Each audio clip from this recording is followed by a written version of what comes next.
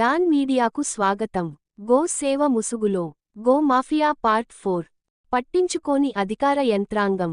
పశ్చిమ గోదావరి జిల్లా తాడేపల్లిగూడెం లక్ష్మీప్రియ మున్సిపల్ పార్క్లో గోవులను, ఎద్దులను బంధించి వాటికి గ్రాసం, నీరు, నీడ ఏర్పాటు చేయకపోవడంతో కొన్ని చనిపోతున్నా పట్టించుకునే నాదులే కరువయ్యారు.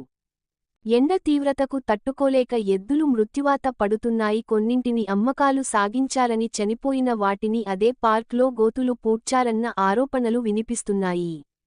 తాడేపల్లిగూడెం మున్సిపల్ పార్క్లో గోవులను, ఎద్దులను బంధించడానికి ఎవరు ఎలాంటి అనుమతి ఇచ్చారు అనే ప్రశ్నలకు సమాధానం లేదు.